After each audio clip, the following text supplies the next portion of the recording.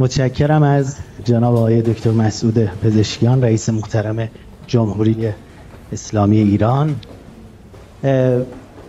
سوالات خبرنگاران محترم رو ما از توی گلدون ها به شکل قرعه کشی در واقع ترتیب پرسیدن سوال ها رو به این شکل تعیین می‌کنیم که در واقع تقدم و تأخرش رو قرعه کشی در واقع مشخص بکنه. بابا ول کن، گلدون چیه؟ ما رو خودمون رو آزما از سطل آشغال نظام در آورده، بعد تو میخوای سوالا رو از گلدون در بیاری؟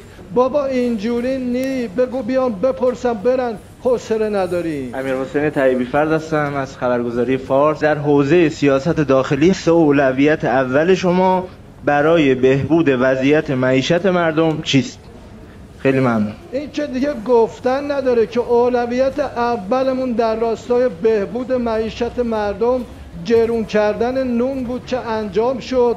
اولویت دوممون گرون کردن شیر بود، اونم حل. اولویت سوممون هم گرون کردن بنزینه که عظما دیشب به من زنگ زد، دستور رو صادر کرد، اما ننه مرده میترسه. حالا بریم ببینیم چه خاکی تو سرمون بریزیم. خیلی ممنون و سلامت. سلام آقای رئیس جمهور، من نیلوفر منصوریان هستم از روزنامه دنیای اقتصاد. از منظر کارشناسان راه نجات به جز رشد اقتصادی کشور نیست و این نیز بدون سرمایه‌گذاری خارجی که متکی بر رفع تحریم‌ها و حل مشکل FATF است امکان پذیر نخواهد بود. دولت شما چگونه می‌تواند با رفع این موانع به کاهش ناترازی‌ها و فقر در کشور کمک کند؟ والا من این اینا رو نمیدونم چیه، کارشناسا باید بگن.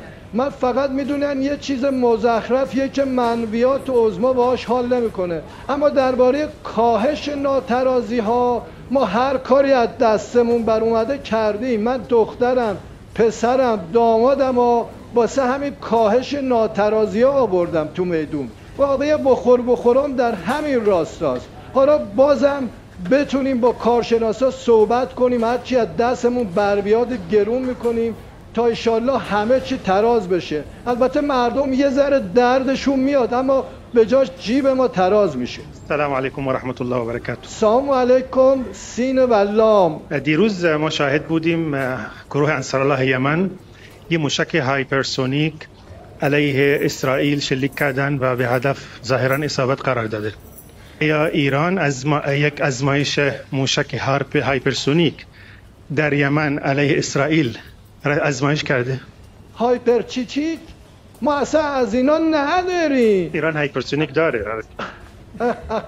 من میگم ما نداریم، بعد تو میگی داریم. بذارم اینجا کجت کنم. اونی که ما داریم سایپرتونیک نی، ما از اون درازا داریم که نوچش تیزه. چیه اون؟ همونا که شوروی داده. چی؟ انجیله؟ چیه؟ نه بابا، اون که به قول آقای رئیسی آنگوزمان توره سجیل. آره ازگی یه چیز توی این مایه ها. دلش کن بابا، یه دست بذارید هر هر چکر کنید جمشه بره. آقای رئیس جمهور مستحضرید که حضور افراد زاویه‌دار با مبانی انقلاب و نظام در پست‌های کلیدی میتواند موقعیت دولت را با خطر جدی رو کند، اما متاسفانه شمار زیادی از فعالان فتنه و حامیان اغتشاشات در دولت شما پست مقام گرفتند. این واقعیت تلخ با موضع اعلام شده حضرت عالی در تضاد است. آقای رئیس جمهور، آیا از این انتصاب‌ها با خبرید؟ نه والا بی خبرم. بابا کابینه من و مقام عضوا چیه؟ بعد تو توقع داری انتصابا دست من باشه؟ من زاویه دار ماویه دار نمیدونم، ولی اینجوری نی. زاویه عظما رو بچسب که منفرجه رو رد کرده، منفجره شده دیگه. بعد هلیکوپتر شدن رئیسی کارمون این حرفا گذشته. نه زاویه برای عظما مونده نه بامیه. خلاصه که اینجوری نی. پرسش مشخص من این هست که ابر پروژه شخص دکتر پزشکیان و دولت 14ام چی هست و فکر میکنید پس از 4 سال امکان تحقق چه میزان از این ابر پروژه خودتون رو خواهید داشت؟ متشکرم. ابر پروژه من حفاظت از ابر امامدار نظام یعنی مقام عظماست. 4 سال و این حرفام خبری نی. خودم معلومی تا آخر سال وضعیتم چی میشه. بعد تو از من ابر پروژه 4 ساله میخوای؟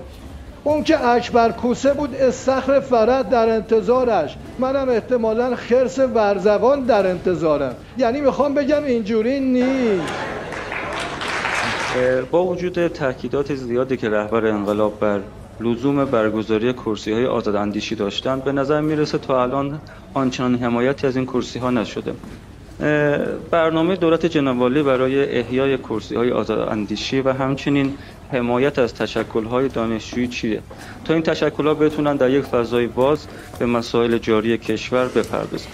ممنون. این کرسی‌هایی که گفتید اتفاقا در دست تهیه است. هوام داره سرد میشه، دادن بچه‌ها 4 تا کرسی درست سرمون درست کنن، با مقام عظما بریم زیرش چای دبش بزنیم تا بوق سگ آزاداندیشی کنیم. شما خواستید بیاید دور همون زیر کرسی آزاداندیشی میکنیم، خیلی حال میده. اینجوری نیست. بعد یکی از مهمترین وعده‌های شما در زمان انتخابات بود، یعنی رفع فیلترینگ شبکه‌های اجتماعی و پیام رسان‌ها. شما میدونید که ایران تقریبا در جهان هیچ کشوری به این اندازه و با این حجم با فیلتر شبکه‌های اجتماعی و پیام رسان‌ها روبرو نیست. چه زمانی ما میتونیم رفع فیلتر اینستاگرام، تلگرام و واتساپ رو داشته باشیم؟ اولا حرف تو دهن من نذار. من از همون اول گفتم بعد معده خبری نی.